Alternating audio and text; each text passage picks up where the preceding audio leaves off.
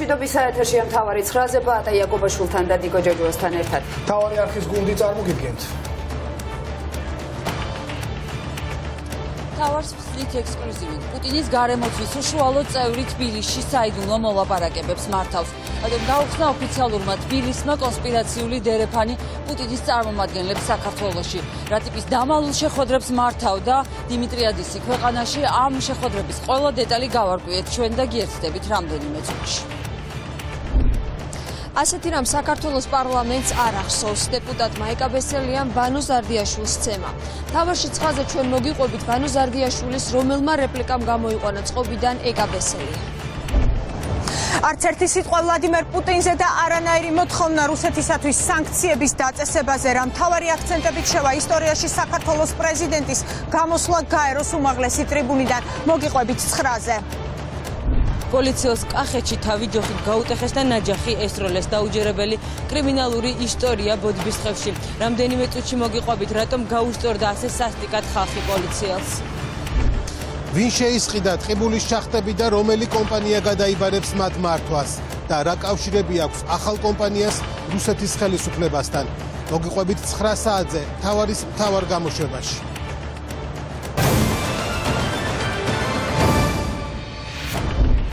დაწყრიან ხსნით, რა თქმა უნდა, ექსკლუზივით. საქართველოს მთავრობა პუტინის ემისრებს არაფორმალური შეხვედრებისთვის ქვეყნის ტერიტორიას უხსნის. კრემლის ლიდერის უახლოესი გარემოცვის წევრის გასაიდუმლოებული ვიზიტი თბილისში მთავარმა არხმა გაარკვია ის, რასაც ოცნების ხელისუფლება მალავდა.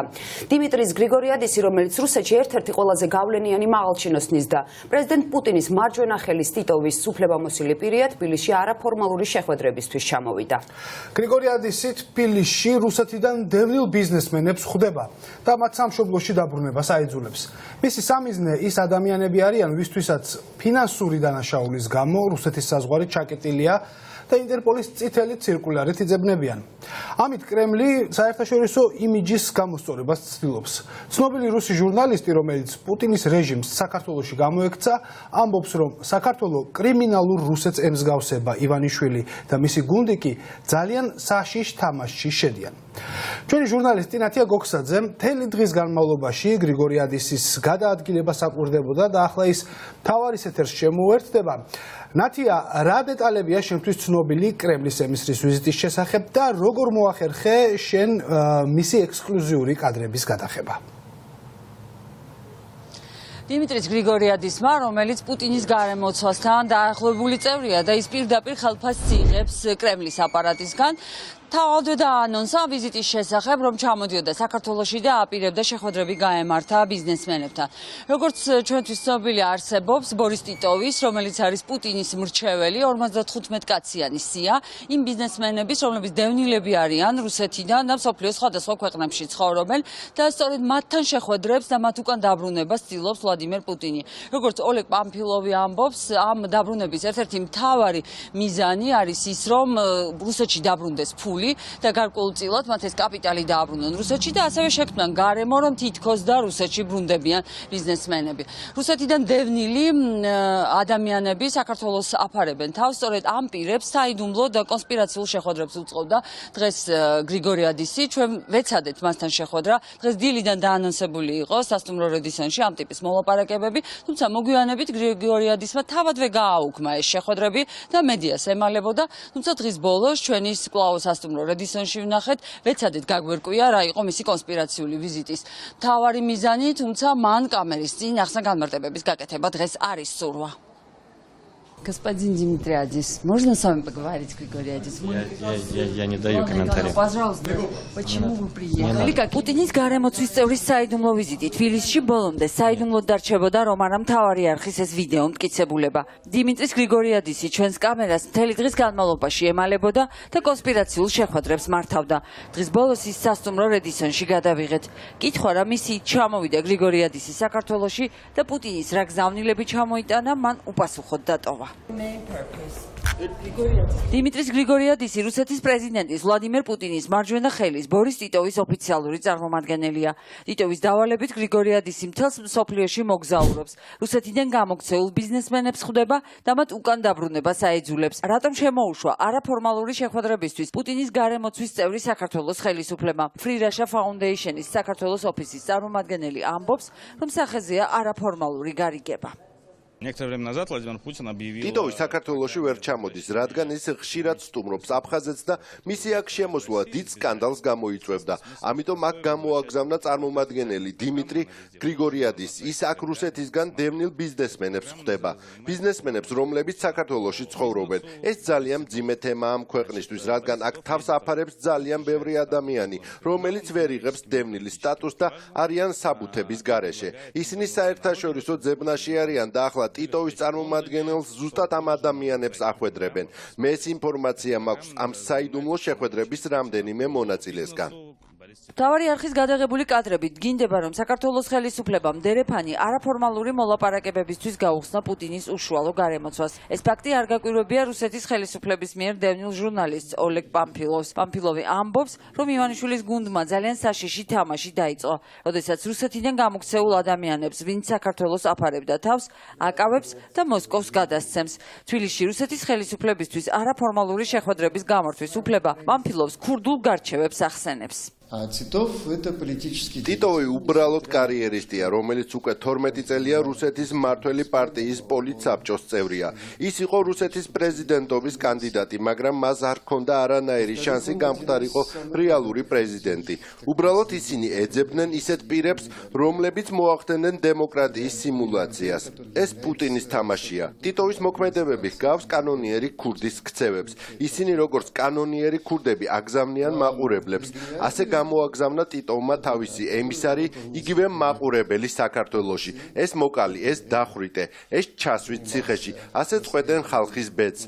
მათ ორი მიზანი აქვთ, ერთი ფული დაიბრუნონ და აჩვენონ, რომ ვითომ დევნილები ბრუნდებიან.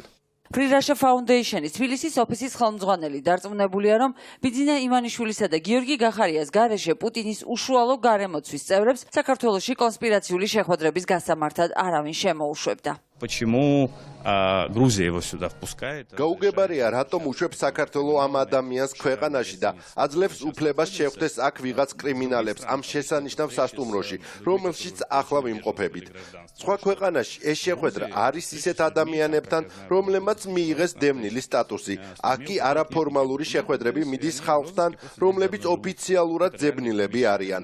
ფაქტია, რუსეთის წარმომადგენელი შემოძრვა აქ და ხვდება კრიმინალებს. ეს არის ხულიგნობა და ვფიქრობ, რომ სამართალდამცველები ამით უნდა დაინტერესდნენ. ის რა თქმა უნდა აფერისტია. ჩამოდის აქ და ხალხს თხოვს ფულს, რათა მათ რუსეთში პრობლემები მოუგვაროს. იგორ ტიტოვი, რომლის წარმომადგენელიც ახლა სასტუმრო რედისონში ცხოვრობს, ხშირად ჩადის ოკუპირებულ აფხაზეთში. არღვევს კანონს ოკუპაციის შესახებ, თუმცა ამის მიუხედავად თბილისში მისი წარმომადგენელი თავისუფლად გადაადგილდება და არაფორმალურ შეხვედრებსაც უპრობლემოდ მართავს. კრემლი თბილისით აღფრთოვანებულია. სერგეი ლავროვის პრეს-სპიკერმა მთავარ არხს დღეს დაუდასტურა, რომ მოსკოვი კმაყოფილია ქართველი დიპლომატის გადაწყვეტილებით. დავით ზალკალიანი პირველი მინისტრია, რომელმაც ოკუპანტ სახელმწიფოსთან პირისპირ შეხვედრა გამართა, თუმცა მოგვიანებით შეეცადა გაესაიდუმლოებინა აუდიენცია, რასაც ისევ მოსკოვმა შეუშალა ხელი. რუსეთის პირველმა დიპლომატმა დღეს ვრცელი ინტერვიუ მიუძღვნა საქართველოსთან ურთიერთობას გზავნილებს ოფიციალური თბილისის მიმართ, რასაც ოცნების მთავრობა დაუფარავის სიხარულით შეხვდა. ნინო გაზდელიანი გაეცნო სერგეი ლავროვის გზავნილებს და იცის რა შეფასება მოყვა თბილისში, ნიუ-იორკში გამართულ მოლაპარაკებებს და ის ახლა მთავარ სტუდიასთან გამოდის კავშირზე. ნინო, რა განმარტებას აკეთებს ოცნების ხელისუფლება, რას ნიშნავდა უმაღლესი დიპლომატიური შეხვედრა ოკუპანტ სახელმწიფოსთან? ოკუპანტი ქვეყნის საგარეო საქმეთა მინისტრთან სერგეი ლავროვთან საქართველოს საგარეო საქმეთა მინისტრის პირველი შეხვედრა 2008 წლის ომის შემდეგ შეიძლება ითქვას, რომ საგარეო საქმეთა სამინისტრომ საქართველოსი დამალა და მთელი დღის განმავლობაში ინფორმაცია არ ვრცელდებოდა, თუმცა ამის შესახებ ინფორმაცია გავრცელდა ჯერ რუსულ მედიაში, ხოლო ეს ოფიციალურად უკვე დაადასტურა რუსეთის საგარეო საქმეთა სამინისტრომაც, რის შემდეგაც უკვე საქართველოს საგარეო უწყებამაც გავრცელა ინფორმაცია, რომ მსგავსი შეხვედრა მართლაც გაიმართა და ძირითადი ყურადღება, რაზეც ქართულმა მხარემ გაამახვილა ყურადღება, ეს ოკუპაცია იყო.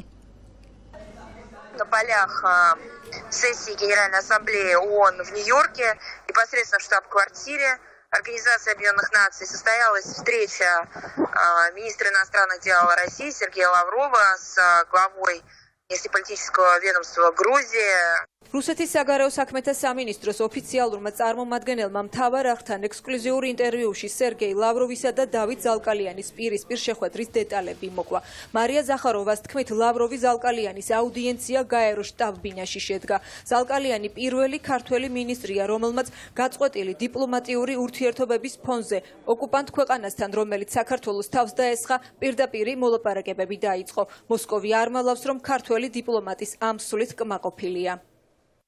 В ходе беседы обсуждались актуальные вопросы двусторонней повестки дня, а также состоялся обмен мнениями по проблематике региональной безопасности. საქართველოს ხელისუფლება სერგეი ლავროვისა და დავით ზალკალიანის შეხვედრის ამბავს მთელი დღის განმავლობაში ასაიდუმლოებდა. ინფორმაციამ თავდაპირველად რუსულ მედიაში გაჟონა, მოგვიანებით რუსეთის საგარეო საქმეთა სამინისტრომ აუდიენცია ოფიციალური განცხადებით დაადასტურა და მხოლოდ ამის შემდეგ გააკეთა დავით ზალკალიანმა კომენტარი. ჩვენ ვიმსჯელეთ ყველაფერზე, ვიმსჯელეთ ამ ძირითადი თემა იყო მსჯელობის დეოკუპაცია, უკანონო ბორდერიზაცია, ასევე რუსეთ-საქართველოს ურთიერთობებში არსებული ბევრი პრობლემური საკითხი, მათ შორის რაც არის დაკავშირებული ჟენევის მოლაპარაკებებთან და იქ საქართველოს პოზიციასთან და საქართველოს პოზიციასთან მიმართებაში რუსეთის დამოკიდებულებასთან. ბოლო ორი დღეა საქართველოს ხელისუფლება რუსეთთან ურთიერთობის ახალ ეტაპზე გადავიდა, რამაც ბევრი კითხვა და ეჭვი გააჩინა. დღევანდელი დღე სერგეი ლავროვის საგაზეთო ინტერვიუთ დაიწყო, სადაც რუსეთის პირველმა დიპლომატმა თქვა, რომ მოსკოვი თბილისთან ფრენების აღდგენას გეგმავს და უვიზო მიმოსვლის შემოღებაზეც ფიქრობს. ლავროვმა ამ ინტერვიუში არ დამალა. მოსკოვი დათმობებზე მხოლოდ იმის გამო წავიდა, რომ 20 ივნისის სისხლიანი ღამის შემდეგ საქართველოში შერაცხადი პოლიტიკოსები გაძლიერდნენ. ოპოზიციამ ლავროვის ამ ბუნდოვან გზავნილში ადრესატი პირდაპირ იპოვა და თქვა, რომ ეს გიორგი გახარია. რუსეთი, როგორც ჩანს, ღიად აკეთებს ღია პოლიტიკას იწყებს საქართველოსთან მიმართებაში, რაც პირველ რიგში გამოიხატა იმაში, რომ მას სურს ყავდეს რაც შეიძლება მეტი საკუთარი ადამიანები საქართველოს მთავრობაში. ზუსტად ისე როგორც შევარნაძის გარიჟრაჟზე ჩვენ გვახსოვს მინისტრებს ძალოვანს პირდაპირ ნიშნავდა რუსეთი და ის მინიშნება რომ გაკეთებული მოვიდა ის ადამიანები მთავრობაში რომელთაც ესმით და ასე შემდეგ ეს ქებითი ტონალობა პირდაპირ გიორგი რუსს, ანუ გიორგი გახარიას დღევანდელ პრემიერ-მინისტრის უნდა ეკუთვნოდეს. დღეს ლავროვმა პუტინის მარჯვენა ხელმა კიდევ ერთხელ დამატებით ღიად თქვა ის რაც ხდება, რომ მიესალმება მათ მარიონეტებს, რომლებიც არიან ხელისუფლებაში და მათ სიხარულს საზღვარი არ აქვს მოსკოვში, რომ ფეხს იდგამენ ქართულ პოლიტიკურ ლანდშაფტზე და ძლიერდებიან გახარიები, ივანიშვილები, სალომე ზურაბიშვილები და ასე შემდეგ. ხელისუფლება სერგეი ლავროვის ინტერვიუთი დღეს კმაყოფილებას არ მალავდა. ქართული ოცნების ლიდერებს მოსკოვთან პირდაპირი ფრენების აღდგენა უხარიათ. მე ვფიქრობ, თვითონ განცხადება პოზიტიურია და ეს კიდევ ერთხელ ადასტურებს, რომ ჩვენი ხელისუფლების პრაგმატული, პასუხისგებლიანი საგარეო პოლიტიკა არის სწორი პოლიტიკა.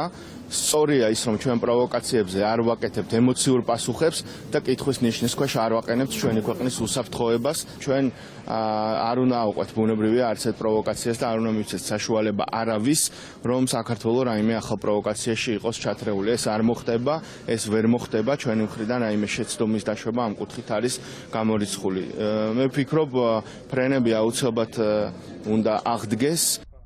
ანალიტიკოსები, ვინც სერგეი ლავროვის ინტერვიუ წაიკითხა და გაანალიზა, ფიქრობენ, რომ ლავროვმა ოფიციალურად დაადასტურა, რომ პრემიერი გახარია მათი კაცია. მათთვის სასურველი კადრის მთავრობის მეთაურად დანიშვნით კი საქართველოზე რუსეთმა სრული კონტროლი მოიპოვა. რაც ხდებოდა ბოლო პერიოდში, ეს იყო საზღვრის გადმოწევები, ეს იყო მათი რიტორიკა. შემდეგ უფრო რბილი ძალა შემოდის ხოლმე სცენაზე და რაღაცა ცდილობენ, რომ ასე ვთქვათ, თან გვეშინოდეს და თან გვიყვარდეს ეს მათი ხედვა. ამის ნაწილია თავიდან ბოლომდე რა თქმა უნდა დღეს და ეს რა თქმა უნდა დაემთხვა უდაოდ ძალიან წარმატებით რუსების აზრით საქართველოში ხელისუფლების ცვლილებას და უნდათ რომ ეხლა რაც კარგია ის კარგი თავის სახელი დაარქვან. აქ თავიდან ბოლომდე ბატონი გახარიანა გულისხმობ რა თქმა უნდა, იმიტომ რომ მისი დანიშვნის დღესაც იყო ძალიან პოზიტიური განცხადებები, როგორც რუსული დუმის წარმომადგენლებიდან, ასევე მათი ექსპერტების წარმომადგენლებიდან. გახარეს გაპრემიერება, მათ ესე თქვა იპოვეს ადამიანები, რომელსაც თავის გეგმები შეიძლება დაუკავშირონ ქართულ-რუსულ ურთიერთობაში. ცხადია, რომ ქალბატონი სალომე ზურაბიშვილის გამოსვლაც გამომდინარე მისი სიმწვავის არარსებობიდან არის სწორედ ის ნაწილი რუსეთის ესე ახალი პოლიტიკის ისევ დაყვავების და უნდა ელემენტარულად ძალიან ფრთხილად ვიყოთ თუ რისკენ წაიყვანს 2020 წლის არჩევნებამდე ქართული ოცნება, ქართულ პოლიტიკას თუ რა პოლიტიკურ ძალებს ესე ვთქვათ წაახალისებს. სერგეი ლავროვის ინტერვიუ რუსულ გამოცემაში სავსე იყო საქართველოსთვის განკუთვნილი გზავნილებით. ანალიტიკოსები არ გამორიცხავენ, რომ ეს ინტერვიუ გაერო სესიის პარალელურად რუსეთის პირველმა დიპლომატმა რუსულ მედიას გამიზნულად მისცა, რადგან ყველასთვის ეჩვენებინა, რომ მთავრობა, რომელიც დღეს საქართველოს მართავს, რუსეთის მიერაა მოწონებული.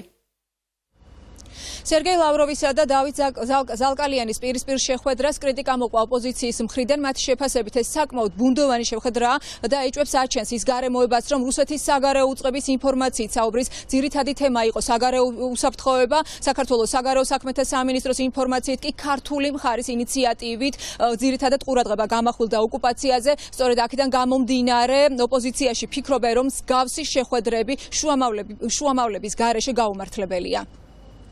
რასაც ახლა აკეთებს ეს რეჟიმი არის პირდაპირი მავნებლობა და ეროვნული ინტერესების ღალატი, იმიტომ რომ ბუნებრივია ორი აზრი არსებობს რუსეთთან ჩვენ გვჭირდება აუცილებლად მოლაპარაკებები და ეს მოლაპარაკებები უნდა იყოს ძალიან ინტენსიური და ეფექტიანი და ეს მხოლოდ იმ შემთხვევაში მოხდება, როდესაც საქართველოს ელაპარაკება რუსეთს არა მარტო ცალკე სადაც ჩვენ ბევრად უფრო სუსტი პოზიციები გვაქვს ბუნებრივია, იმიტომ რომ ველაპარაკებით ასეთ აგრესიულ, არაცივილიზებულ სახელმწიფოს, არამედ იმ ფორმატში, რომელი ფორმატი ჩვენთვის არის ბევრად უფრო მომგებიანი ჩვენს მეგობრებთან ერთად, ამერიკის შეერთებულ შტატებთან, ევროკავშირთან. ყოველთვის ესეთი შეხვედრები, რომელიც თავისი არსით მოუმზადებელი შეხვედრაა, შეუძლებელია 10 წლის თავზე ატარებდე შენ შეხვედრას პარტიზანულად და ნახევრად პარტიზანულად, იმიტომ რომ არანაირი წინასწარი ინფორმაცია ყველაფერი იყო გასაიდუმლოებული, ჯერაც კი ოფიციალური მონაცემები არ არსებობს და ინფორმაცია არ არსებობს ამასთან დაკავშირებით. ზალკალიანი ჯერ დუმს საგარეომ გააკეთა განცხადება, რომ ჩვენ ვესაუბრეთ ოკუპირებულ ტერიტორიების პრობლემატიკაზე, მაშინ როცა რუსეთის საგარეო საქმეთა სამინისტროს მსგავსი რამ არ უთქვავს. ანუ აქაც გაუგებრობა, აქაც სუმბური, აქაც კლასიკური ქართული ოცნება, რატო აკეთებს, რისთვის აკეთებს, მიზეზი რა არის და მიზანი რა არის, არიციან. თქვენ მოისმინეთ საკმაოდ მწვავე შეფასებები სერგეი ლავროვისა და დავით ზალკალიანის პირისპირ შეხვედრას, რომელიც გაერო შტაბ-ბინაში გაიმართა. ნინო გაზდელიანი საუბრობდა მთავარი არხის ეთერში. ნინო, მადლობა. ლავროვის ზალკალიანის შეხვედრა არ არის რიგითი უმნიშვნელო მოლაპარაკება საგარეო უწყების ხელმძღვანელებს შორის. საქართველოს ხელისუფლება როგორც ჩანს ოკუპანტ სახელმწიფოსთან ურთიერთობის ახალ ფურცელს იწყებს. ამის მკაფიო დასტურია ქვეყნის პრეზიდენტის გამოსვლაც გაეროს უმაღლესი ტრიბუნიდან. ოპოზიციას სალომე ზურაბიშვილის გაჟღერებულ გზავნილებთან დაკავშირებით შეკითხვები აღარ დარჩა. ზურაბიშვილის სიტყვა ერთგვარ რევერანსს უფრო გაუდა რუსეთის მიმართ, ვიდრე ოკუპირებული სახელმწიფოს მთავარსარდლის გამოსვლას. არც ერთი კრიტიკული განცხადება პრეზიდენტ პუტინის მისამართით და ოკუპაციის მშრალი შეფასება. პრეზიდენტს არ უხსენებია არც სანქციები და არც გეგმაზე უსაუბრია თუ რა პოლიტიკური ფასი უნდა გადაიხადოს კრემლმა მეზობელი სახელმწიფოს ტერიტორიების ოკუპაციისთვის. ჩვენმა ჟურნალისტმა ნინო სამყურაშვილმა მოისმინა ხისტი შეფასებები, რომელიც მეორე დღეა არ წყდება ზურაბიშვილის მისამართით. ნინო, უმრავლესობის ნაწილიც არ მალავდა, რომ პრეზიდენტისგან ელოდნენ უფრო მეტს.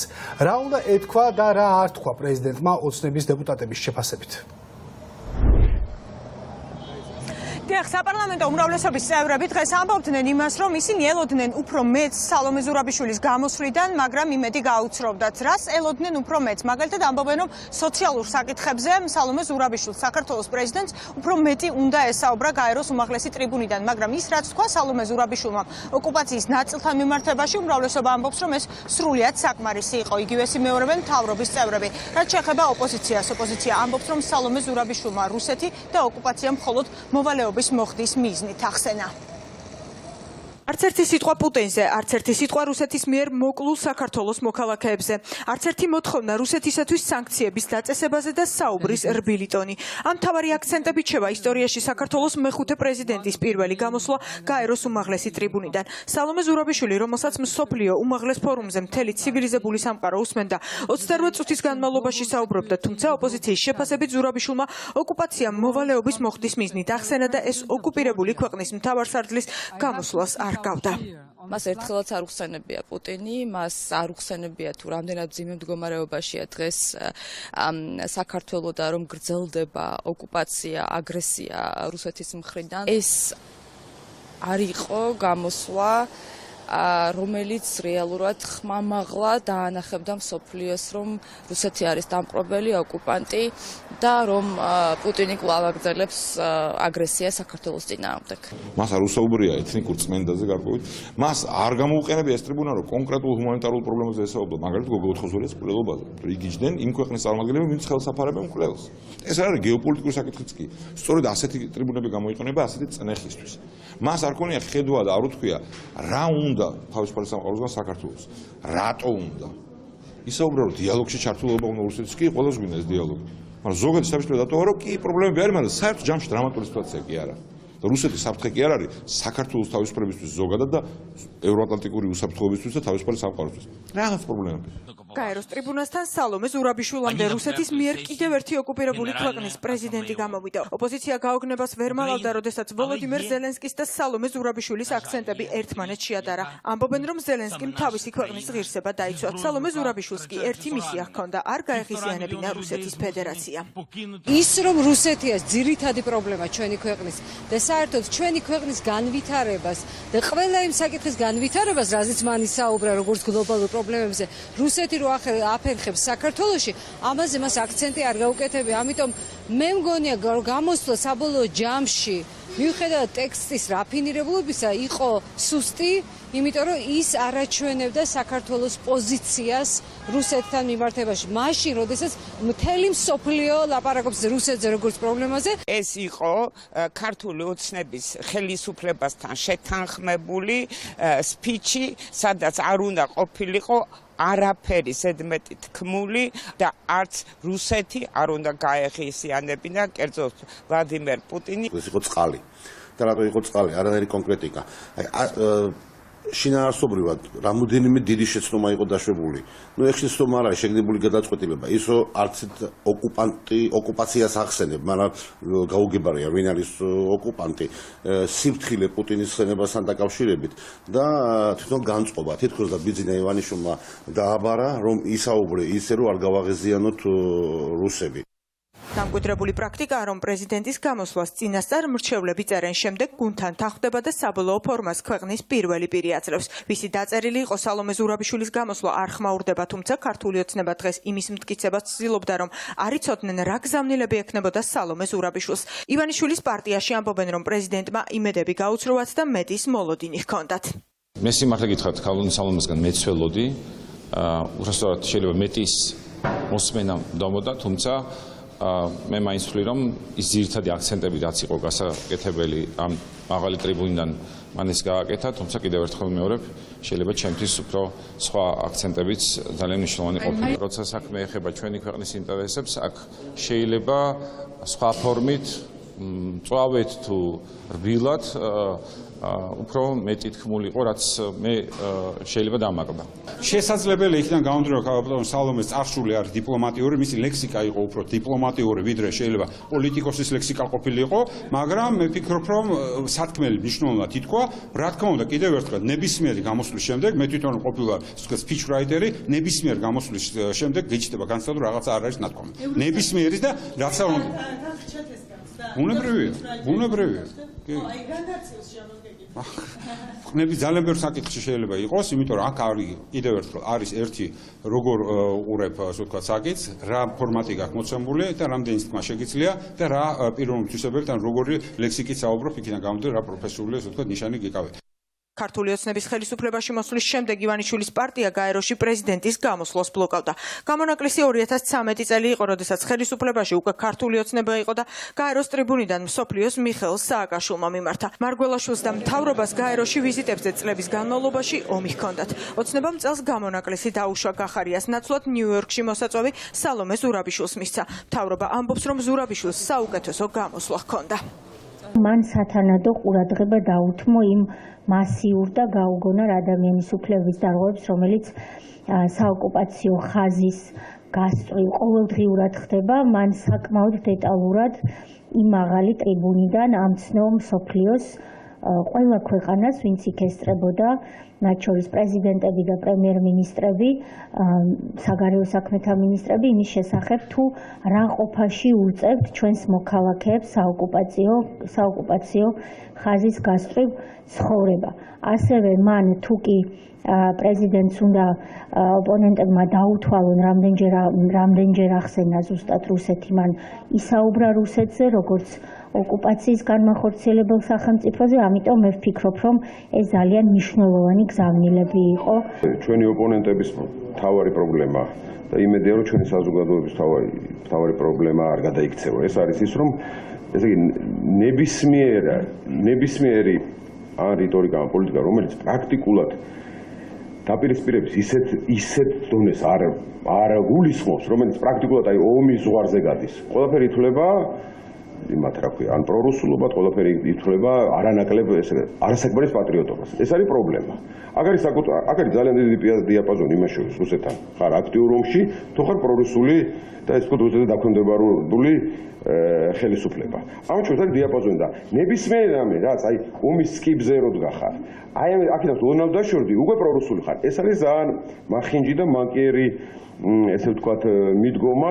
სალომე ზურაბიშვილმა გაეროს გენერალურ ასამბლეას ინგლისურ ენაზე მიმართა.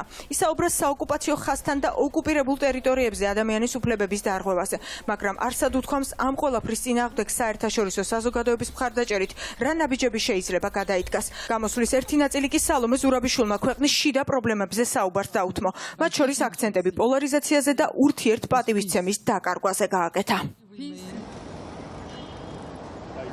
ის რისი თქმაც გაეროს ტრიბუნიდან ვერ გაბედა. საქართველოს პრეზიდენტმა ღიად თქვა და ისაუბრა ამაზე გაეროს ტრიბუნიდან ნიუ-იორკში ლიეტუვას პრეზიდენტმა თქვა ის, რომ არავინ არ უნდა დახუჭოს თვალი რუსეთის ქმედებებზე ცივილიზებულ სამყაროს მიმართ ამასთან დაკავშირებით და დაგმო რუსეთის ქმედებები საქართველოში და ასევე უკრაინაში.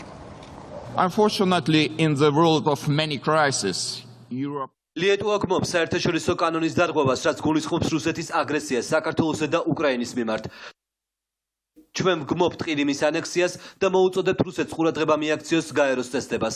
ჩვენ ვაგრძელებთ საქართველოსა და უკრაინის ტერიტორიული მთლიანობის მხარდაჭერას და არასდროს ვაღიარებთ უკრაინის უკანონო ანექსიას, აფხაზეთის და სამხრეთ ოსეთის ოკუპაციას. გაეროს უმაღლესი ტრიბუნიდან საქართველოს პრეზიდენტი 28 წუთის განმავლობაში მიმართავდა ცივილიზებულ სამყაროს. შეგახსენებთ იმას, რომ სალომე ზურაბიშვილი არის პირველი ქალი პრეზიდენტი, რომელმაც ქვეყნის ისტორიაში გამოვიდა სიტყვით გაეროს უმაღლეს ტრიბუნიდან. ოპოზიცია ამბობს, რომ ზურაბიშვილმა ეს შესაძლებლობა ვერ გამოიყენა და მას არაფრის მთქმელი გამოსვლა ჰქონდა. დიდი მადლობა ნინო სამყურაშვილი საუბრობდა მთავარ ეთერში. ის რაც დღეს პარლამენტში ხდებოდა საკანონმდებლო ორგანოში ხშირად ნამდვილად ვერ ნახავთ. საპარლამენტო კომიტეტის დარბაზი დღეს ბრძოლის ველს დაემსგავსა. ეკაბესელია ვანო ზარდიაშვილის სახეში წვდა და ენის ამოგლეჯვით ემუქრებოდა. უმწავესი დაპირისპირება ზარდიაშვილის უხამს რეპლიკებს მოყვა, რომელიც კამერებმა ვერ დააფიქსირა. კონფლიქტის განმუხტვისთანავე საკუთარ თანაგუნდელს ქართული ოცნების ახალგაზრდა ლიდერმა მამაკაცებმა სრული მხარდაჭერა გამოუთქვეს და უფრო მეტიც ერთხმად მოითხოვეს ეკაბესელიასთვის სადეპუტატო მანდატის ჩამორთმევა. სწორედ ამიტომ ოპოზიციის წარმომადგენლებს გაუჩნდათ გონივრული ეჭვი, რომ ზარდიაშვილის ქმედება იყო პროვოკაცია. რა ხდებოდა უმწავეს დაპირისპირებამდე და კონფლიქტის შემდეგ პარლამენტის დერეფნებში, ამის შესახებ რუსუნა ჯაბანიშვილი ისაუბრებს, რომელიც მთავარი არხის ეთერს უერთდება. იურიდიულ საკითხთა კომიტეტის ხდომაზე დღეს რამდენიმე წუთის განმავლობაში ვითარება სრულად უკონტროლო იყო. ეკაბესელია ვანო ზარდიაშვილს ფიზიკურად იმ რეპლიკის გამო გაუსწორდა, რომელიც ქართული ოცნების დეპუტატმა ეკაბესელიას მიმართ განაცხადა და რომლის შემდეგაც უკვე ფიზიკური დაპირისპირება დაიწყო. ამ ჩხუბში მოგვიანებით უკვე ქართული ოცნების სხვა დეპუტატებიც ჩაერთნენ და საქმე თითქმის ფიზიკურ დაპირისპირებამდე მივიდა.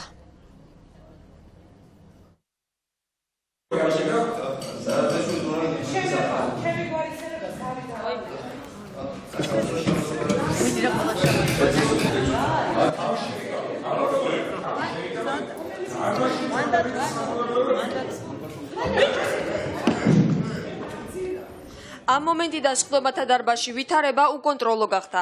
ეკაბესელია ვანო ზარდიაშვილს ფიზიკურად მას შემდეგ დაუპირისპირდა, რაც სხდომაზე ზარდიაშვილმა ბესელია უხამსი სიტყვებით მოიხსენია. მიკროფონს ვანო ზარდიაშვილის ეპითეტები არ დაუფიქსირებია, თუმცა ორმა დეპუტატმა მთავარად დაუდასტურა, რომ ზარდიაშვილმა ბესელიას მიმართ რამდენჯერმე უხამსი ლექსიკა გამოიყენა. შენ ამდენი ხანია რომ გიქმე შენ რა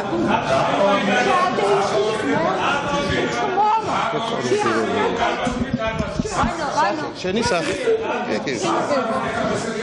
ეს ასე ვისუბეს არის სახე ვის დაატოვებინა და რა მომიყვანა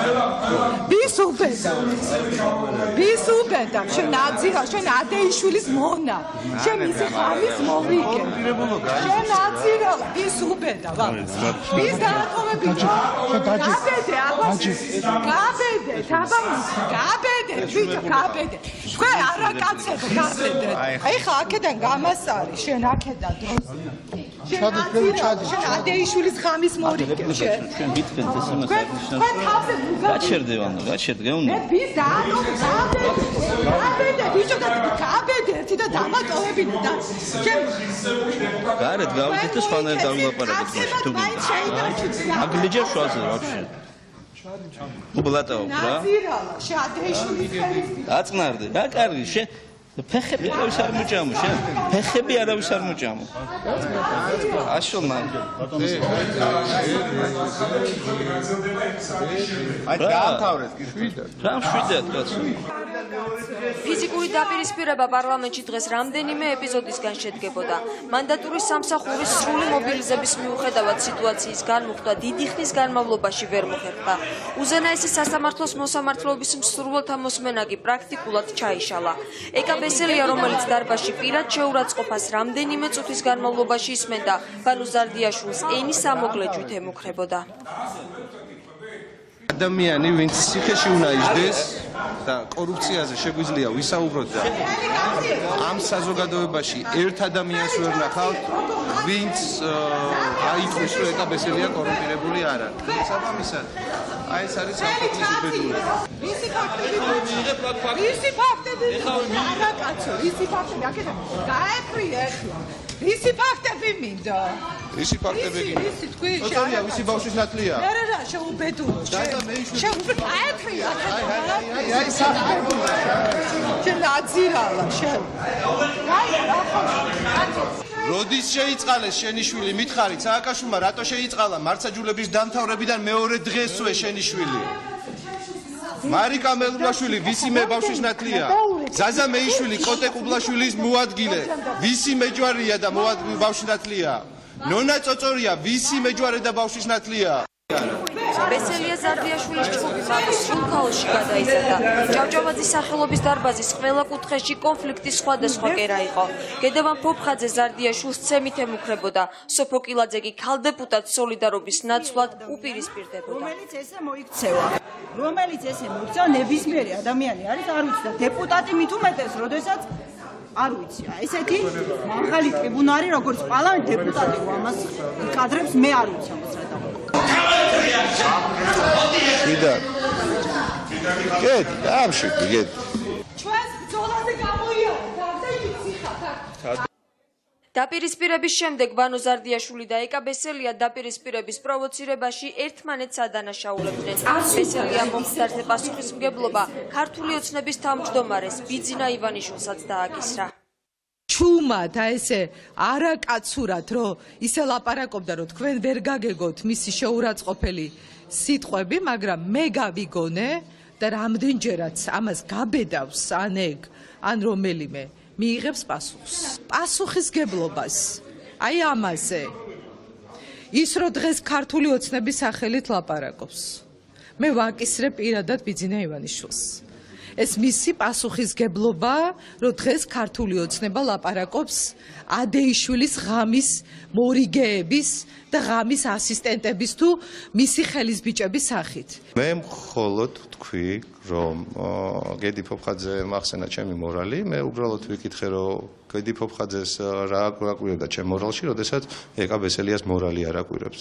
ამაში რა არის შეურაცხყოფელი, ან რა არის ამაში მაპროვოცირებელი, როგორც მისი სახე ვნახეთ, ჩემთვის ეს უცნობია. ალბათონი ეკა საკმაოდ კარგად ახერხებს მოირგოს სხვადასხვა ნიღაბი და საზოგადოების წინაშე წარდგეს როგორც კეთილსინდისიერი პოლიტიკოსი თუ სამოქალაქო ღირსებების მქონე ადამიანი.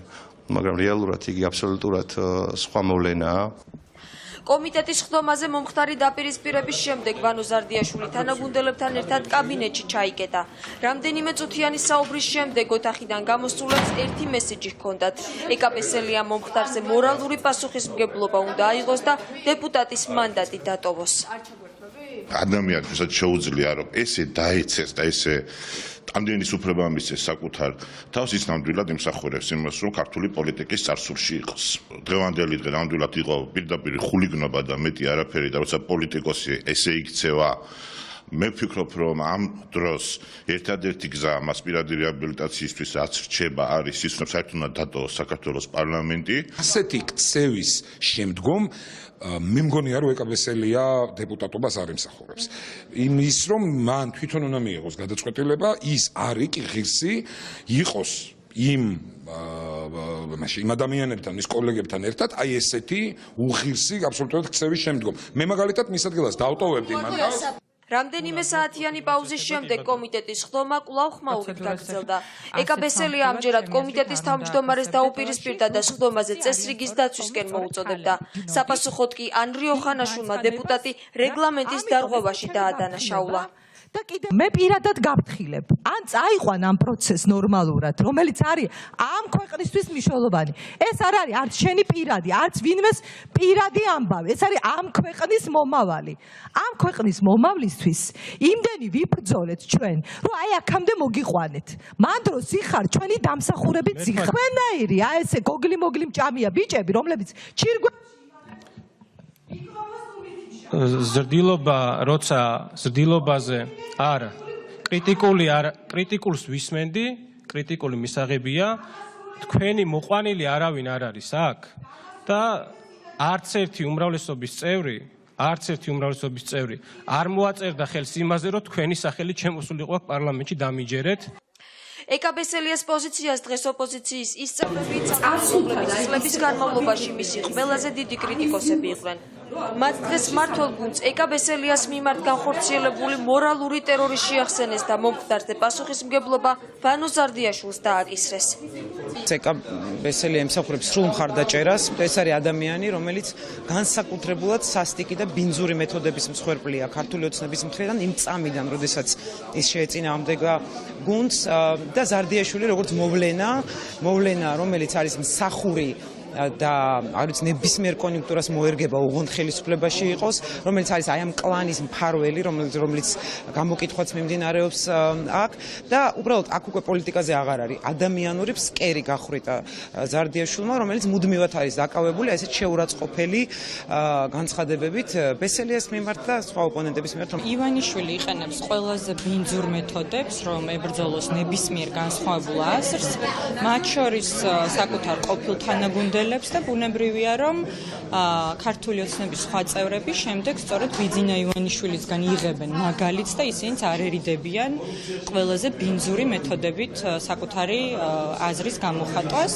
რაც ხდება ზოგადად კომიტეტზე, ეს არის ყველაზე დიდი უბედურება და ტრაგედია, იმიტომ რომ ვხედავთ, როგორ აპირებს ბიძინა ივანიშვილი, რომ სასამართლო ხელისუფლება უვადოდ დაუმორჩილოს სრულიად მიკერძოებულ მონურ მორჩილებაში მყოფ, მე ვიტყოდი, მოსამართლეებს.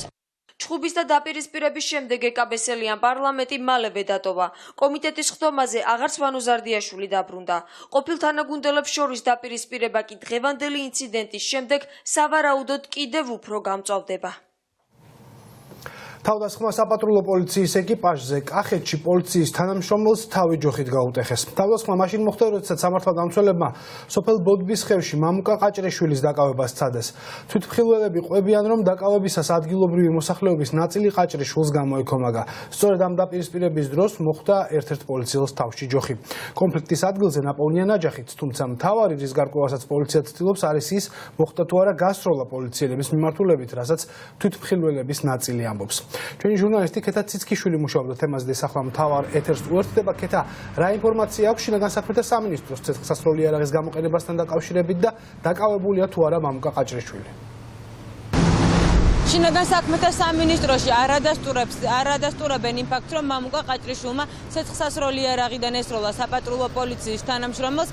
ისინი ამ ეტაპზე ამბობენ იმას, რომ მამუკა ყაჭრიშვილს ბრალად ედება ცეცხლსასროლი იარაღის უკანონო შეძენა, შენახვა, ტარება და ასევე პოლიციელისთვის წინააღმდეგობის გაწევა. ის ახლა ჯერ კიდევ მიმალულია და სამართალდამცველები მას ეძებენ. აი იყო გაშოტილი მიწაზე იწვა და ეს პატრულის ცემდა და ცემდა. პოლიციელებზე თავდასხმის შემდეგ მამუკა ყაჭრიშვილი მიმალვაშია და სამართალდამცველები მის დაკავებას ვერ ახერხებენ. მთავარი არხის ინფორმაციით კრიმინალურ გარჩევაში სოფელ ბოდბისხევის მკვიდრის დაკავების ოპერაცია მას შემდეგ გადაიზარდა, რაც ყაჭრიშვილმა პატრულს ცეცხლი გაუხსნა. სროლის შემდეგ ის გაიქცა. დევნის ოპერაციის დროს პოლიციას კი ბრალდებულის ოჯახის წევრები ჯოხებით დაუპირისპირდნენ. ერთ-ერთი ვერსიით მათ სამართალდამცველებს ცულიც ესროლეს. ხოდა მამა მიშველე მკლავენ აბა მამა დედა მიშველეთ მკლავენ შემოვიდნენ მეზობლებსაც ეხვეტებოდა ციცოდეი და მოდი მიშველე მკლავენ ხოდა ის პატრული კიდე რაც ძალი დაღუნე ქონდა წიხლისა და ხელებით და ჩემდართი გასუქებული. თქვენ დაეხმარეთ თქვენ შვილს? დავეხმარე კი არა, მეც ავიღე ჯოხი და რამდენიმე ჩავარწყი. დედა ადასტურებს, რომ მისი შვილი სოფელში იარაღით გადაადგილდებოდა, რადგან წლების წინ თავდასხმის მსხვერპლი გახდა. პოლიციამ საქმე არასათანადოდ გამოიძია და თავდამსხმელი არ დასჯილა. საბოლოოდ ყაჭრიშვილმა პოლიციელებს კრიმინალების მფარველობისთვის უჩივლა. პროკურატურამ რეაგირება არ მოახდინა, რის გამოც საქმე ვენდეტამდე მივიდა. ჩემმა შვილმა უჩივლათ მაგათ, რომ თქვენ 2017 წელს სწორე გამოძიება არ გააკეთეთ და ის კაცი ასეთი დიდი და ასე დამჭრა და გამოუშვით და ამიტომ ჩემმა ბიჭმა შეიტანა გენერალურ პროკურატურაში განცხეს. არ ვიცი რომ რიცხვი ამ თვეში მე მგონი ეს იყო თურქეთში სამკურნალოდ. ამის გამო დაუპირისპირდა? ამის გამო დაუპირისპირდნენ. ცეცხლსასროლი იარაღი, რომელიც გაქცეულს თან ჰქონდა, პოლიციამ ნივთმტკიცება დამოიღო. შინაგან საქმეთა სამინისტროში არადასტურებენ, რომ ყაჭრიშვილმა პოლიციელს ესროლა. უწყების ოფიციალური ინფორმაციით 38 წლის მამაკაც საპატრულო პოლიცია ქუჩაში მისი საეჭვო ქცევის გამო დაედევნა. სახლის ეზოში დაპირისპირების შემდეგ კი მამუკა ყაჭრიშვილმა იარაღი თვითონ დააგდო და გაიქცა. პოლიციელის სისხლი ჩამოდიოდა, რა ვიცი, მამამის ჯოხი ეჭირა და იმის აცემდა იმის მამუკას მამა ცემდა ჯოხით? ხო, ალბათ ჯოხი ეჭირა, მე რა ვიცი, მაშინ არ სისხლი ჩამოდიოდა მამამისი რომ ეუბნებოდა, ბიჭო, ნუ მომიკლამ ბიჭ, ნუ მომიკლამ. აქ დიდი ამბავი იყო, აქ რა ვიცი, ცემდნენ ეთყობა, სახში მიუვარდნენ, ესე თქვეს, რა ვიცი. ასვამი რო ვიყავი, მე ვერაფერი ვერ გავიგე. ის კი გავიგე, რომ ჩხუბი მოვიდა თოდა, რა ვიცი, ეხლა დანარჩენი არაფერი არ გამიგია. პოლიციელი, რომელსაც თავში ჯოხი ჩაარტყეს, ორი მძიმე ჭრილობა აქვს. ის კახეთიდან თბილისში რეანიმობილით გადმოიყვანეს. რომან გრძელიშვილი მკურნალობას საავადმყოფოში გადის. ტყიბულის საბადოებს ახალი მფლობელი ყავს. გაფიცვა მეშახტეების ქალაქში საბოლოოდ დიდი ბიზნეს გადანაწილებით დასრულდა. მთავრობა მიიღო გადაწყვეტილება და ბუნებრივი რესურსის უდიდესი მარაგი ახლა სხვა ბიზნეს ჯგუფის ხელში გადადის. მთავარი არხის ინფორმაციით ეს გიორგი კაპანაძეა იგივე რიჟას დაჯგუფება, რომელიც პირდაპირ სარგებლობს ბიძინა ივანიშვილის მფარველობით. ახალი მფლობელი 10 მილიონის ინვესტირების პირობას დებს და მეშახტეებს პირდება, რომ სახელფასო დავალიანებას ორშაბათიდან დაფარავს. გიგლა თუმანიშვილი მთელი დღე აკვირდებოდა ტყიბულში მიმდინარე მოვლენებს და ისახლა მთავარ სტუდიასთან გამოდის კავშირზე. გიგლა, როგორ შეხვდნენ მეშახტეები და ხელისუფლებისა და ახალი ინვესტორის გადაწყვეტილებას? თითქმის საათნახევრიანი შეხვედრა მეშახტეებს შორის კონკრეტული გადაწყვეტილებით დასრულდა. ისინი დღეიდან შეწყვეტენ შიმშილობას და პროტესტს, რომელიც 3 დღის განმავლობაში მიმდინარეობდა მთელი ტყიბულის მასშტაბით და პირობა, რომელიც მათ ეკონომიკის მინისტრმა და ახალმა კომპანიამ მისცა, როგორც აღმოჩნდა, მისაღებია მათთვის, სწორედ ამიტომ დაელოდებიან ორშაბათ დღეს, როდესაც უნდა მოხდეს მათთვის მიმდინარე დავალიანებების ჩარიცხვა. ტყიბულის ნახშირის საბადოებს ახალი ინვესტორი ყავს, რომელიც ტყიბულელებს დღეს ეკონომიკის მინისტრმა წარუდგინა. ნათია თურნავა კომპანია Steel International Trade-ის დიდ გამოცდილებაზე ამახვილებს ყურადღებას. იქნება ეს სრული გადაბარება თუ პარტნიორობა, ამაზე შეგიძლიათ მათ კითხოთ. ჩვენთვის მთავარია, რომ ჩვენთან ახლა პასუხისგებელი გამოდის ახალი ინვესტორი. ეს არის ქართული კომპანია, რომელსაც დიდი გამოცდილება აქვს სხვადასხვა ტიპის წიაღისეულის ტრეიდინგში. მთავარმა არხმა გაარკვია, რომ ახალი ინვესტორის უკან ბიზნესმენი გიორგი კაპანაძეა, რომელიც ივანიშვილთან დაახლოებულ პირად ითვლება და რომელიც ხელისუფლების დახმარებით ჭიათურის საბადოსაც მართავს. კაპანაძე დგას თუ არა ამ კომპანიის უკან?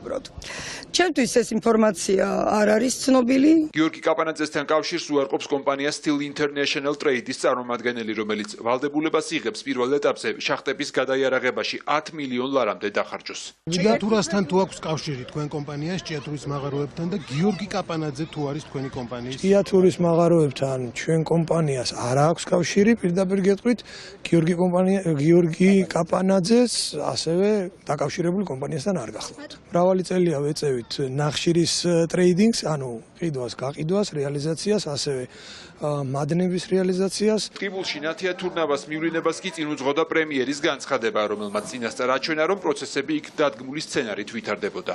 ეკონომიკის მინისტრი გაემგზავრება ადგილზე და ხაზგასმით კიდევ ერთხელ აღვნიშნა, რომ ის გაემგზავრება არა გარემოებების და საქმის გასაცნობად, არამედ პრობლემის მოსაგვარებლად. ახალი ინვესტორის მთავარი ვალდებულება სწორედ შახტების სამუშაოებაა, ოღონდ უსაფრთხოების ნორმების სრული დაცვით. საქნახშირის წარმომადგენლების თქმით, სამუშაოების ნაწილი მათ უკვე შესრულებული აქვთ. რეკომენდაციების შესრულება, რომელიც შეიძლება შესრულებულია, არის რეკომენდაციები ძირითადი, რომელიც მოითხოვს ექსპლუატაციის მიმდინარეობის დროს შესრულებას. შახტებში სამდღიანი შიმშილობა და აქციები ტყიბულში უკვე დასრულებულია. 35-ვე მეშახტემ პროტესტის უკიდურესი ფორმა მას შემდეგ შეწყვიტა, რაც ცნობილი გახდა, რომ კომპანია საქნახშირი სახელმწიფო დავალიანებას ორშაბათს გაისტუმრებს. გვინდა ტყიბულში ცხოვრება, გვინდა ტყიბულში მუშაობა და გარკვევა გვინდა სიტუაციაში. მესამე სუტკა დღეს ვიყავით ჩინი, დაჟე მეოთხე იყო დაწყებული ამ მომენტად. გვინდა მუშაობა და ხელფასი დროს. ფინანსთა მინისტრი მჭავარიანი, რომლის კაბინეტში ერთ-ერთი ყველაზე სკანდალური საბანკო სექტორის სახელმწიფო რეკეტის საქმე გადაწყდა, დღეს თავის მართლების რეჟიმში იყო. ვანო მჭავარიანის არგუმენტები, როგორც დამფუძნებლისა და ყველაზე გავლენიანი ბანკირის მამუკა ხაზარაძის მწვავე ბრალდებებზე ნაკლებად დამაჯერებელი აღმოჩნდა. მინისტრი ამბობს, რომ ხაზარაძე ცრუობს, თუმცა არის ერთი მნიშვნელოვანი დეტალი. კაბინეტში, სადაც ბანკებს და საფინანსო ორგანიზაციებს წამგებიან პროგრამაში ჩართვას აიძულებდნენ, პოლიტიკაში გადასული ხაზარაძის გარდა არაერთი სხვა ბიზნესმენი იმყოფებოდა, რომლებსაც როგორც ხაზარაძე ამბობს, შეუძლიათ ღიად დაადასტურონ ბიზნესზე არაფორმალური მმართველის ხმაურიანი ზეწოლის ფაქტი. ჩაიხედოს ვანო მჭავარიანმა, მისმა თანამშრომლებმა, ყველამ, აი ვინც მისმეს ახლა, მისმა თანამშრომლებმა, ეროვნული ბანკის თანამშრომლებმა, ყველამ ჩაიხედოს სარკეში. და ეს სიტყვები გაიმეოროს. იყვნენ თუ არა ისინი, იყვნენ თუ არა ამის მონაწილეები, მეტი არაფერი, თავის შვილებს ჩახედონ თვალებში. ეს პასუხის პასუხია. ველოს დამფუძნებელმა ფინანსთა მინისტრს უპასუხა. ფინანსთა მინისტრმა კი მამუკა ხაზარაძის მიერ მთავარისთვის მიცემულ ექსკლუზიურ ინტერვიუს. ვერც ერთს ვერ იპოვით, რომელსაც არათუ დაემუქრეს, ან ამის მერე რამე მოყვა ეს თქო ამას რამე ღონისძიება. არც უთხოვი არ არის. ხო შეიძლება რომ აიღო ტელეფონი, ეთქვა ხო გადაიფიქრე. ხო არც გადახედავდი შენ. აბსოლუტურად არ არის. ფინანსთა მინისტრი ხაზარაძის სკანდალურ განცხადებას დღეს მთავრობის ხდომის დასრულებისთანავე საკუთარი ინიციატივით გამოეხმაურა. ვანო მჭავარიანი ბრალდებებს უარყოფს და ხაზარაძეს მატყუარას უწოდებს. მინისტრის შეფასებებს ერთ-ერთში ჰგავს საპარლამენტო უმრავლესობის ლიდერების განმარტებებიც. ოცნების გუნდმა მარტივი გამოსავალი იპოვა.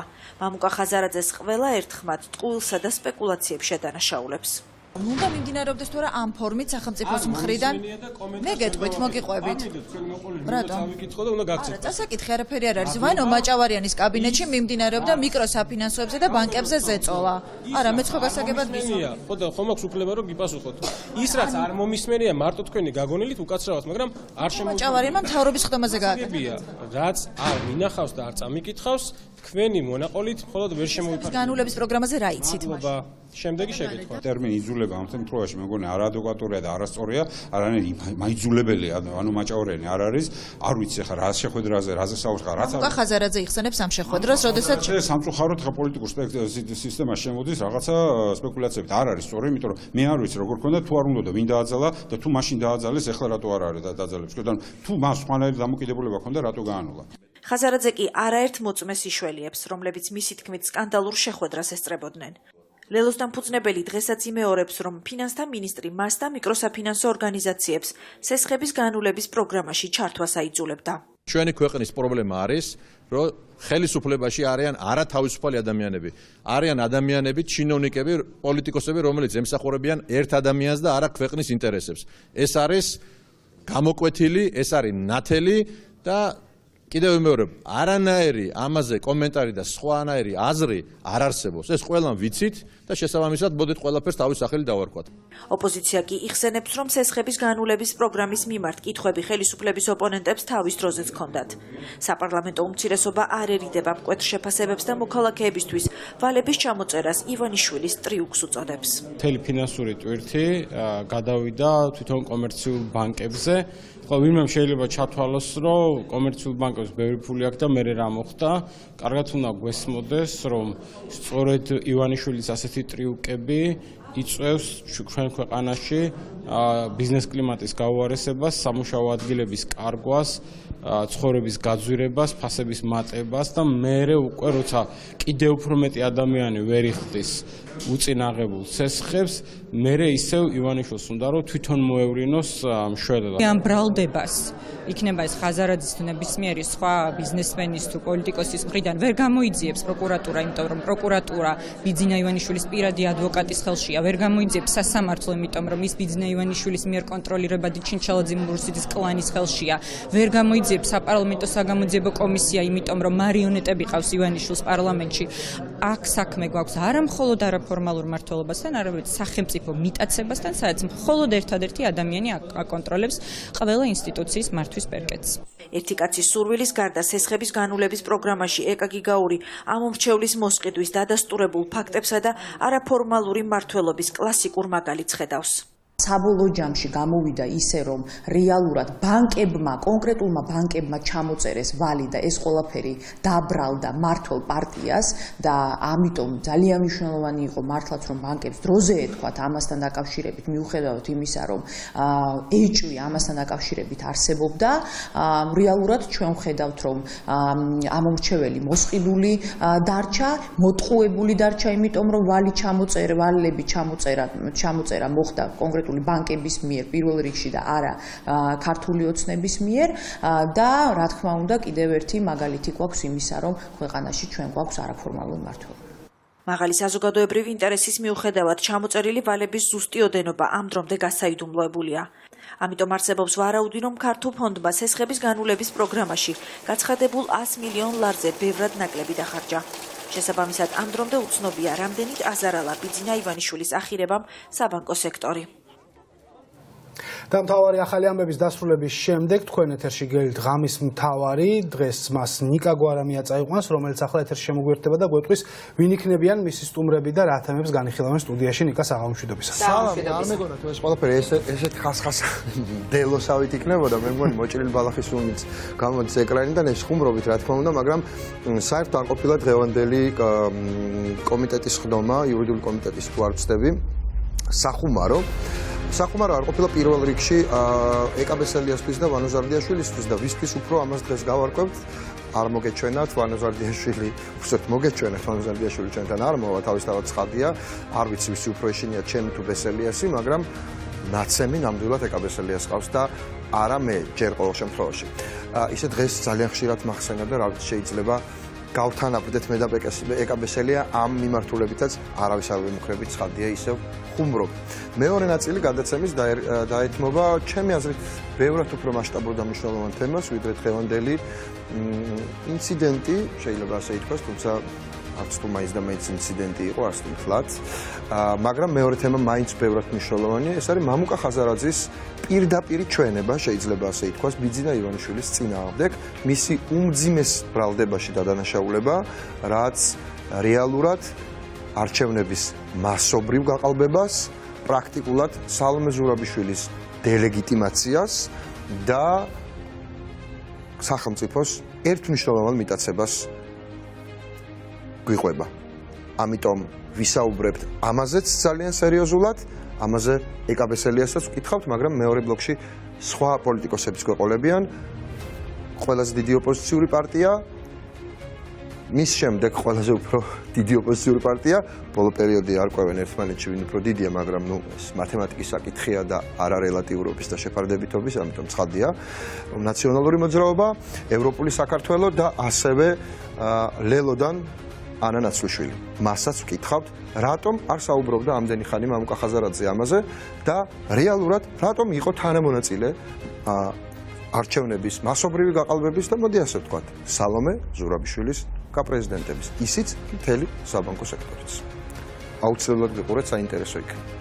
დიდი მადლობა ნიკა, მაშასა დავუდგეთ ღამის მთავარს, რომელიც მთავარი ცხრიანის დასრულებისთანავე დაიწყება. და თითქმის 6 საათის განმავლობაში იკითხებოდა პროკურატურაში შეწყალების სკანდალურ საქმეზე სალომე ზურაბიშვილის ადმინისტრაციის მაღალჩინოსანი.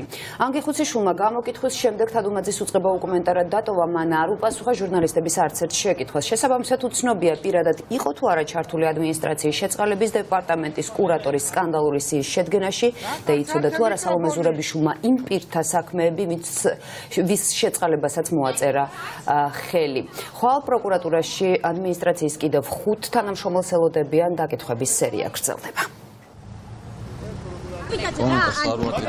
იგივე კორუფციისგან ერთად დაკავშირებით თუ იყო შესაძლებელი კორუფციისგან.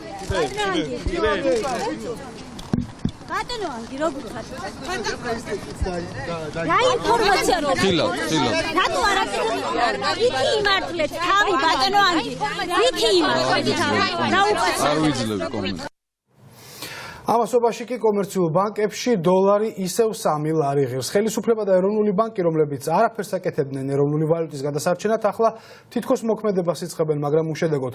დღეს ეროვნულმა 40 მილიონიანი ინტერვენცია განახორციელა, რამაც შედეგი არ გამოიღო.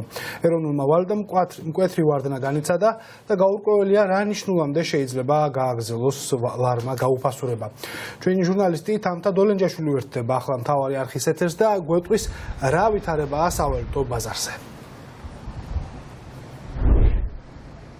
დღეს ეროვნულმა ვალუტამ კრიტიკულ ნიშნულს მიაღწია. დღის განმავლობაში 1 დოლარის ყიდვა 3 ლარად იყო შესაძლებელი. ახლა კერძო ჯიხურებში ჩვენ შეგვიძლია ვნახოთ, რომ 1 დოლარი ღირს 2 ლარი და 98 თეთრი. როგორც თქვენთვის არის ცნობილი, ლარის გაუფასურება მკვეთრად ქვეყანაში 20 ივნისის გავრილოვის ღამის შემდეგ დაიწყო. მაშინ სწორედ კრიტიკულ ნიშნულს მიაღწია ეროვნულმა ვალუტამ, რის გამოც მოახდინა სავალუტო ინტერვენცია ეროვნულმა ბანკმა და გასაყიდად 40 მილიონი დოლარი გამოიტანა. რაც შეეხება ადგილობრივებს, ისინი ეხმაურებიან ქვეყანაში ეროვნული ვალუტის გაუფასურებას და ჩვენთან საუბარში ამბობენ, რომ სწორედ ეროვნული ვალუტის გაუფასურების ფონზე გაძვირებული არის მედიკამენტები, საკვები პროდუქტები. ისინი ამბობენ, რომ უკიდურეს გაჭირვებაში ცხოვრობენ და რეალურად ყველაფერს ამის დამნაშავე არის ამაში მართველი გუნდი. შესაბამისად, ქართველი ხალხი განაჩენს უკვე მართველ გუნდს 2020 საპარლამენტო არჩევნებში გამოუტას. თვეები გადის და ვერაფერს ვერ ავყიდულობთ. ალბათ ხორცის გემო დამავიწყდა როგორ როდის ვიყიდებულოს აღარც მახსოვს. ასეთ პირობებში პენსიონერს 500 ლარი მაინც არ უნდა კონდეს პენსია.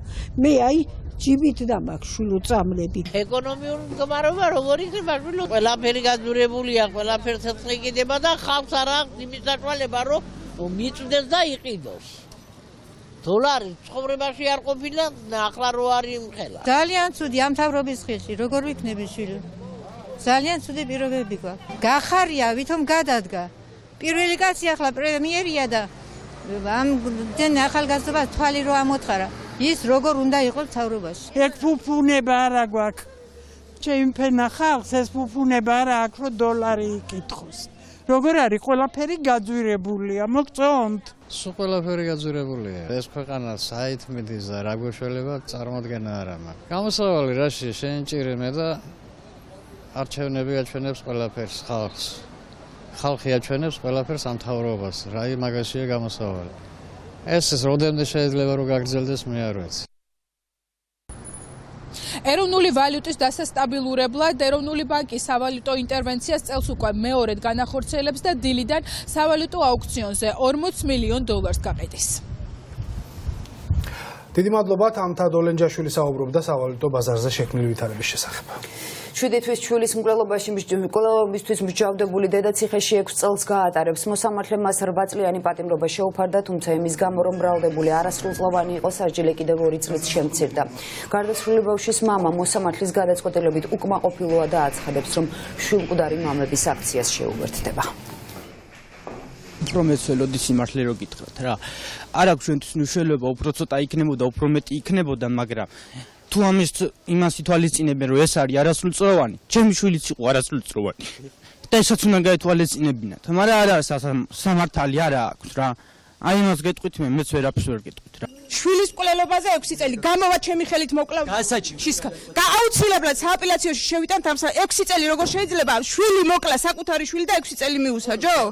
შვილის მკვლელს 6 წელი უნდა მიუსაჯო? ის არის ყო არასრულწლოვანი ბავშვი? საქართველოში უკვე ვერ პოულობს სამართალს, ესია მოკლავ, არაფერი არ არის რა, ესე იგი 20 ივნისის საქმეზე ბრალდებული ახალგაზრდების მდგომარეობა ციხის საკნებში ყოველდღიურად მძიმდება. ამ დროისთვის ყველაზე კრიტიკულია ლევან ჯიქურის ჯანმრთელობის მდგომარეობა, რომელიც ყველა სასამართლო პროცესზე რეანიმობილით გადაყავთ.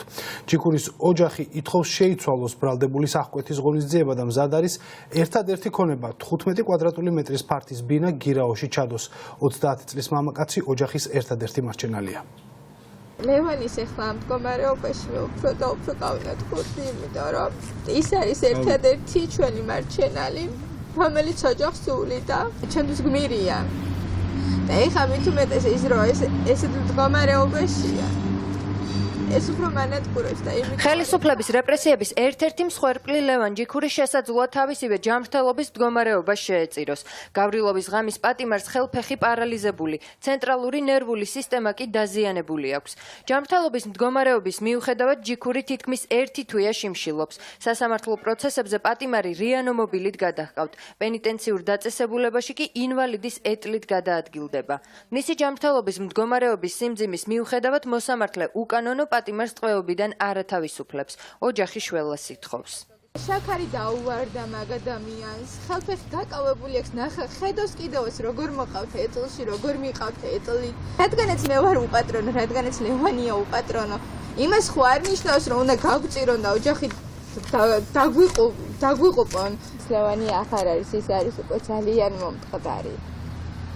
ის არის უკვე არ ვიცი რა გითხოთ 30 წლის ბიჭია და უკვე აი ესე წირავენ, არ ითვალისწინებენ არაფერს. მე თვითონ ინვალიდ კაცს რო გამომიყვან, მაგას ძალიან დიდი ბრძოლა მოგვიწევს, რომ ისო ფეხზე წამოვაყენოთ ლევანი. ჯიქურის ინტერესების დამცველი უშედეგოდ ითხოვს მისი დაცვის ქვეშ მყოფის აღკვეთი ღონისძიების შეცვლას. ადვოკატები ყველა პროცესზე მისი ჯანმრთელობის მდგომარეობის სიმძიმეზე საუბრობენ, თუმცა ამ დრომდე მოსამართლე მათ შუამდგომლობებს არ აკმაყოფილებს. მოსამართლემ განმარტა, რომ ახალი გარემოება არ არის ამ ეტაპისთვისო, მაგრამ ვერ დავეთანხმები მე მას, როდესაც ყოველ დღე, ყოველ მისვლაზე და ყოველ ჯერზე მისი ჯანმრთელობის მდგომარეობა მძიმდება უკიდურესად. შაქარი აქვს დავარდნილი, დაბალი წნევები აქვს უკვე და თვითონ ცნობაშიც კი წერია, რომ არის საყურადღებო. მოსამართლე ხედავს რა მდგომარეობაში არის, ეტლით მოყავს, სასამართლო პროცესებზე როგორ გამოიყურება, ყავთ რეანიმობილი და ასევე მიყავთ რეანიმობილი და ვფიქრობ, რომ უნდა იქნეს აუცილებლად გამოყენებული ეს უფრო მსუბუქი აღკვეთი ღონისძიება. ლევან ჯიქურის გარდა ჯანმრთელობის პრობლემები შეექმნა ბესიკ თამლიანსაც. გავრილოვის ღამის პატიმარს ნერვის ანთება დაუდგინდა. სახის ნაწილი პარალიზებული აქვს. ოჯახი არ გამორიცხავს, რომ თამლიანის მდგომარეობაც დამძიმდეს და მისი სამედიცინო დაწესებულებაში გადაყვანა აუცილებელი გახდეს. წინა სასამართლო პროცესზე მოვიდა, ასე რომ ეს ნახევარი მხარე ქონდა გაშეშებული და ენაც ლაპარაკიც უჭირდა. ნერვის ანთება დამართნია იქ ციხეში. პოლიციელისთვის ხელი დარტყმული მაგას ნამდვილად არ აქვს. იქ ვიღაცამ დაუდო ფეხი, წააქციეს, ზედ გადაუარეს, ბორკელ დადებულს უმოწყალოდ ცემდნენ. ქვეყნის სიყვარულის ვინ დასაჯეს. დასაჯეს იმიტომ რომ გავრილოვის ჩამოყვანა საქართველოში გააპროტესტა. თამლიანის უფლებადამცველი დაკავებულის მონახულებას ხვალ გეგმავს. ვახტანგიაშვილი გლდანის მერვე დაწესებულებაში ბესიკ თამლიანის ჯანმრთელობის მდგომარეობის სანახავად მიდის. ადვოკატის მტკიცებით უკანონო პატიმრების საქმეს თავად დამნაშავე ხელისუფლება იძიებს. უფლებადამცველს მართლსაჯულების ობიექტურობის არ ჯერა. ჩვენ შემთხვევაში სამწუხაროდ ეს საქმე გამოიძია არა დაუინტერესებელმა საგამოძიებო ორგანომ, არამედ უშუალოდ გახარიან იმ პირმა, ვინც გასცა ეს ბრძანება ხალხის დარბევის, გატაცების, ცემის და დაჟის ბრძანება. ეხლა უკვე მეორე ეტაპია. ის იყო პირველადი დაჟის მომენტი, ეხლა მეორე. თვითონვე გამოიძია და თვითონ სურს დაუნიშნოს სასჯელი. რატო თვითონ? იმიტომ რომ მას დღეს უკვე პრემიერია, მას ემორჩილება იმთავითვე როგორც პროკურატურა, ასევე ემორჩილება სასამართლო. გავრილოვის ღამის უკანონო პატიმრებს საკაში ცხოვრება დღითი დღე უმძიმდებათ. დაკავებული ახალგაზრდების ოჯახის წევრებს სასამართლოს ობიექტურობის იმედი არ აქვთ, თუმცა ბრძოლის შეწყვეტას მაინც არ აპირებენ. პროცესზე, რომელიც 8 ოქტომბერს არის ჩანიშნული, დაკავებულების ოჯახის წევრები გავრილოვის ღამის პატიმრების გათავისუფლებას კიდევ ერთხელ მოითხოვენ. საქართველოს მესამე პრეზიდენტის მიხეილ სააკაშვილის ვენახში დღეს ახალგაზრდების ჯგუფი ჩავიდა ლიდერთა სკოლისა და მოძრაობის შეცვალის წარმომადგენლებმა ყვარელში. სააკაშვილის ვენახში რთველში მიიღეს მონაწილეობა, მათ თონეში პურიც გამოაწყვეს, ჩურჩხელები ამოავლეს და კახური სამზარეულო დააგემონეს. ახალგაზრდებს მოგვიანებით სააკაშვილის სკაიპით ესაუბრა, დიალოგი ახალ გამოწვევებსა და ახალგაზრდების მიერ დაგეგმულ აქტივობებს შეეხებოდა. რუსეთმა ვლადიმერ პუტინს გადაწყვეტილი აქვს 2024 წლისთვის მისი შემდგომი არჩევნებისთვის ისევ დაღადგინოს საბჭოთა კავშირი და აპირებს საქართველოს, სომხეთის, ბელარუსის, მოლდოვას, უკრაინის ძირითადი ნაწილის შეერთებას გარდა დასავლეთ უკრაინის. აი ეს არის მისი გეგმა. მისი გეგმა არის ახლა ნეიტრალიტეტი, ამ პრობლემის დასუსტება, მათი პოლიტიკური ლიდერების განეიტრალება და 2024 წელს საბჭოთა კავშირის აღდგენა და ჩვენ ყველანი ექსეთ თები, რომელიც არის თქვენს უკან, აღარ გაყოფს ორ ქვეყანას, ეს თები იქნება უბრალოდ ერთი ქვეყნის შინამთები, სადაც ჩვეულებრივად იმოძრაებენ მათი სამხედროები, სადაც ჩვეულებრივად ჩამოვლენ მათი ჩინოვნიკები, რათა ხელმძღვანელობა და ქართველები იქნებიან ჩვეულებრივი, რაც მათთვის იყო ყოველთვის მათი გამრთობები, გამომხიარულებლები, მომღერლები, ღვინოს დაუსხავთ, გავართობთ, ფეხებს აულოკავთ და ვიქნებით ისე მონე. აი ეს არის მათი გეგმა.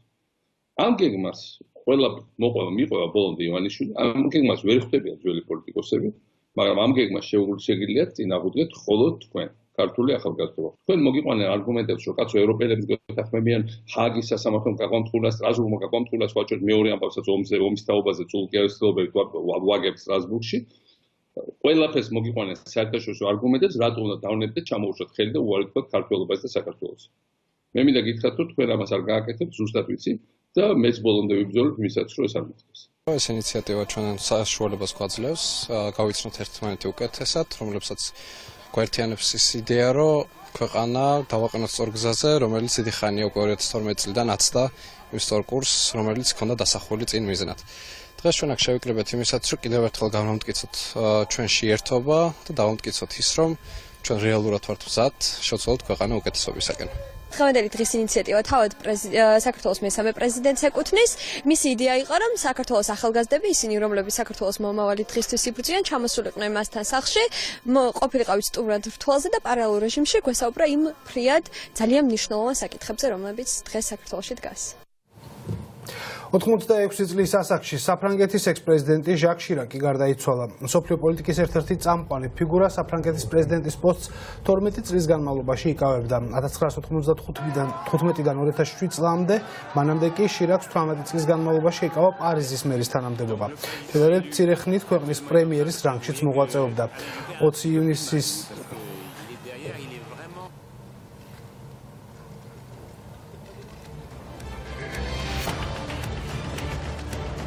ასეთი იყო დღევანდელი დღე და მთავარი 9-ზე თქვენ წინ ღამის მთავარი გელოდება ჩვენ კი ხვალამდე გემშვიდობებით.